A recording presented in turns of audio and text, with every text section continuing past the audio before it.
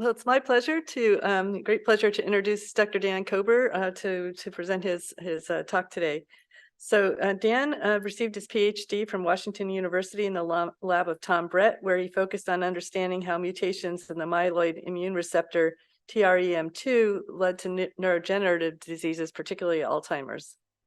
He then transitioned to a postdoc here at UT Southwestern in the labs of Dan Rosenbaum and Arun Radhakrishnan, where he published a landmark cell paper describing the cryo-EM structures of SCAP intermediates. And this work that he did between the structures and the biochemical analysis he did really went a long way to elucidating the mechanisms of cholesterol sensing and regulation.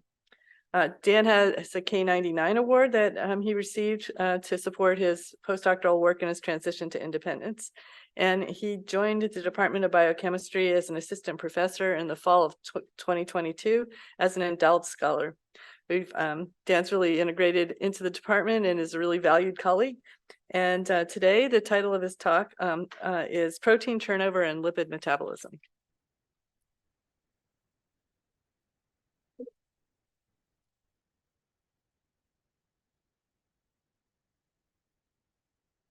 Can everyone hear me?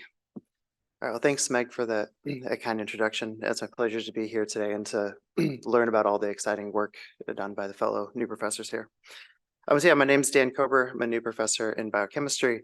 My lab is really interested in trying to understand the interplay between lipid metabolism and protein homeostasis. And today I'm going to share some of the work from my postdoc that sets up the projects that are going on in my independent lab, and then give a little snapshot of what we've been up to. So the overarching question we're trying to answer is how do mammalian cells control membrane cholesterol or membrane lipids? We know that a lot of proteins in the cells have to respond to very subtle changes in lipid composition, but we don't really know how most membrane proteins actually sense and respond to changes in their membrane. So cholesterol is a very nonpolar molecule. Let's see. There we go. It has this isooctyl tail, has this steroid nuclear ring here, and then it has a single polar moiety, which is this hydroxyl group attached to the 3-carbon here. And it's thought to be positioned in membranes like this, where the steroid rings and tail are interacting with the fatty acid tails of the various phospholipids. And then this polar hydroxyl group is pointing out towards the solvent, where it could interact with water molecules and potentially also hydrogen bond with various phospholipid head groups in the membrane. But we don't, like I said, we don't really know how cells, sense the composition or the amount of cholesterol in their membranes, and that's one of the things we're interested in trying to understand biochemically. We do know from the animal down to the individual cell that cholesterol in membranes is regulated through a variety of feedback loops.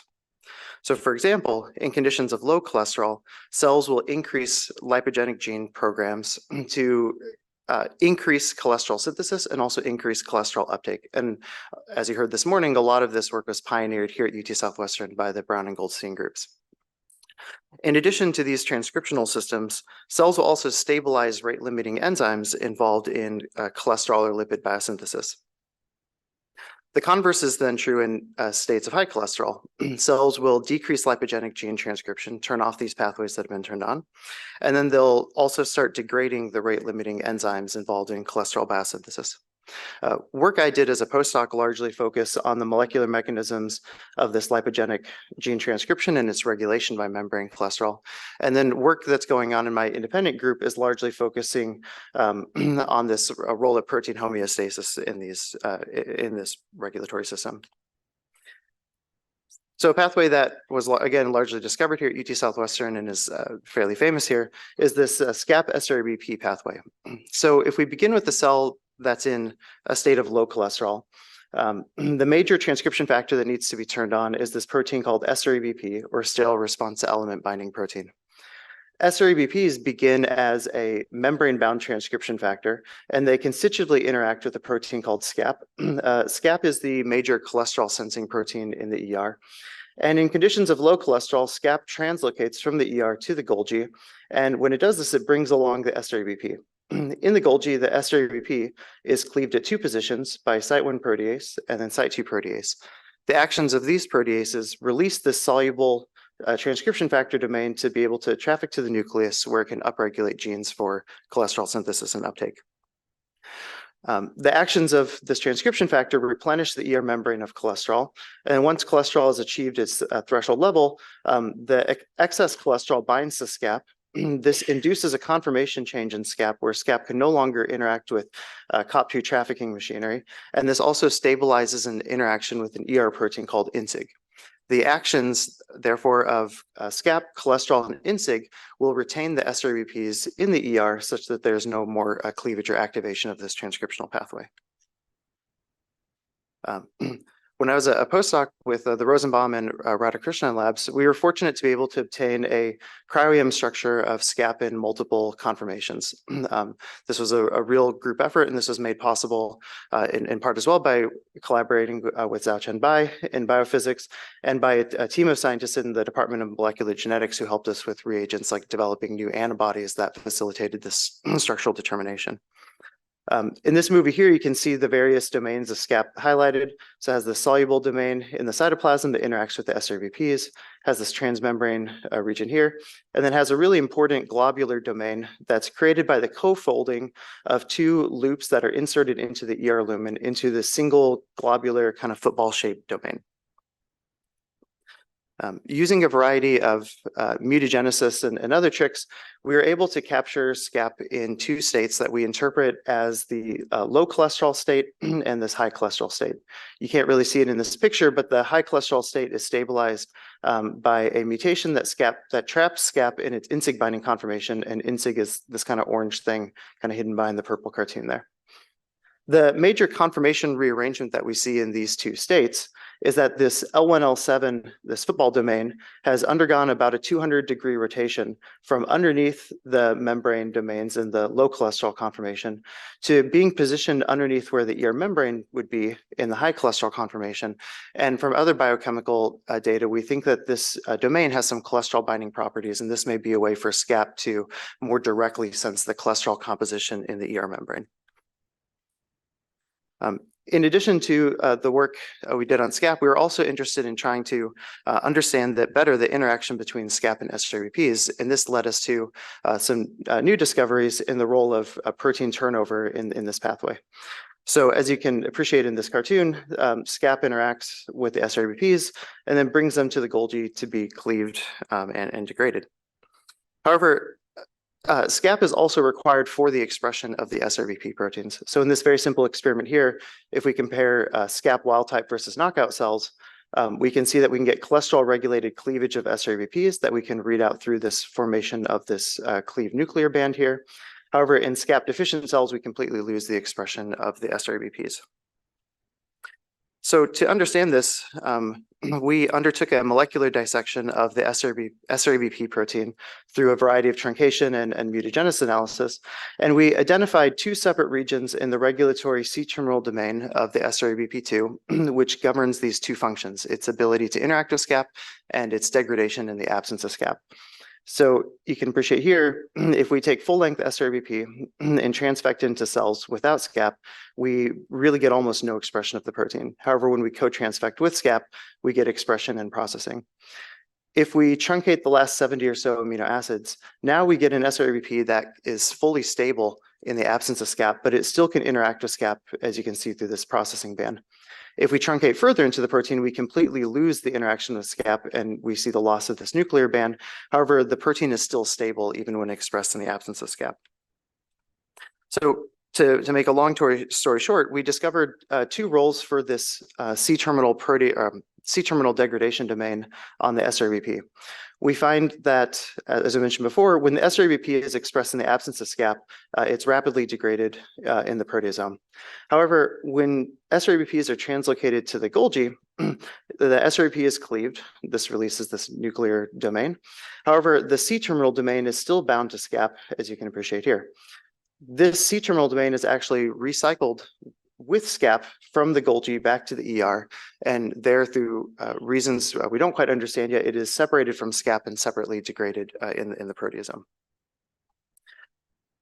So, this work it did as a postdoc started to give us some structural insight into, conformation changes induced by changes in membrane lipids, and also this kind of emerging role of protein homeostasis. But one of the unsatisfying challenges is that we have these cholesterol or like lipid regulated proteins. We purify them in a micelle, and then since their job is to translocate from one organelle to the other, it's not an activity we can readily reconstitute or study in kind of a rigorous biochemical way. So in my independent lab, we're taking a slightly different direction here. We are reconstituting sterol regulated or lipid regulated enzymes. So systems that we know in cells respond to cholesterol, and we're trying to reconstitute these in a test tube so we can study more biochemically, more directly how these enzymes are responding to changes in the membranes. And this gives us something that's like an easier, more, or maybe not easier, but more tractable direct experimental readout. So for example, one of the systems we're looking at is the cholesterol-induced degradation of an enzyme called squalane epoxidase, or SQLE. It's involved in cholesterol biosynthesis. And in conditions of excess cholesterol in the cell, it is degraded by the proteasome pathway, and the E3 ligase responsible for this ubiquitination and degradation is a polytopic membrane protein called MARCH6.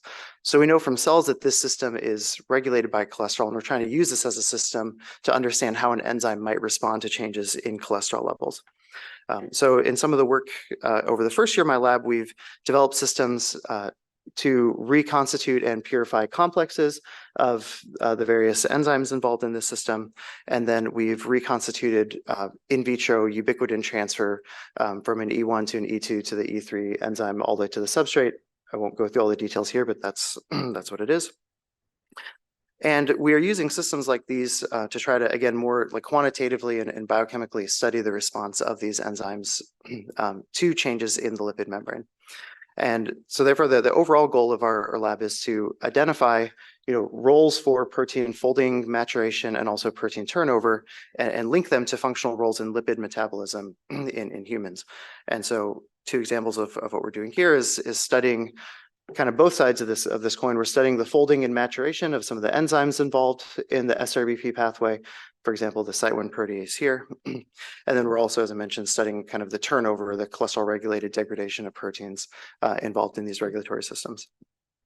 So with that, I'd like to thank the people in my lab, my postdoc mentors and other mentors here at UT Southwestern.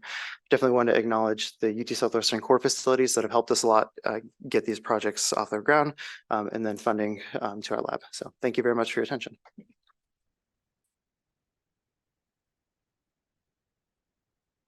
We can take questions.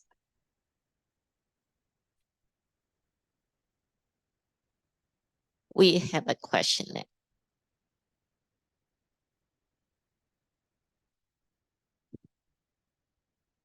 Hi, great talk. I had a little bit of a question on sort of like the kinetics of the steroid molecules. If you like soak cells in like a bath of high steroid molecules, how often does it get incorporated into the membrane?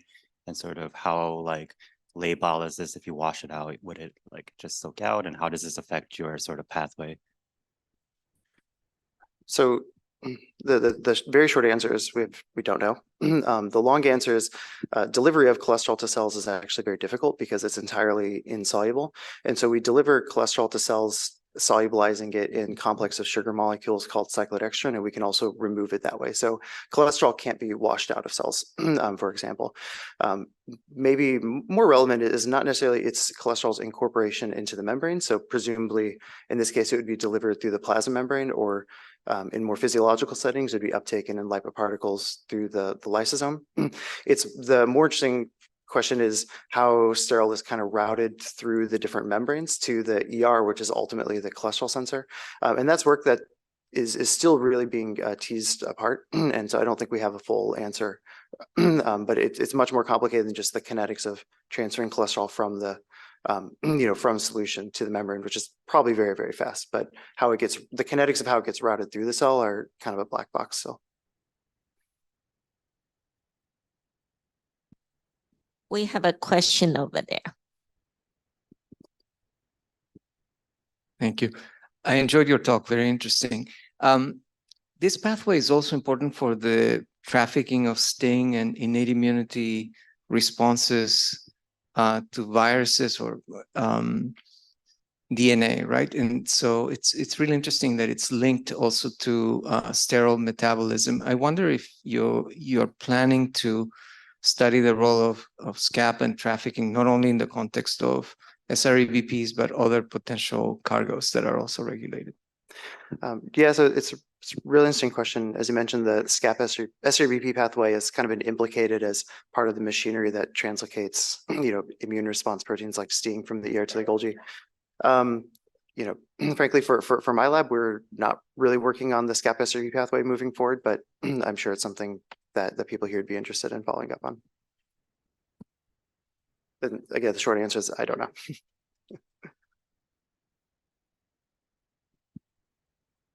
Okay, thank you, Dan.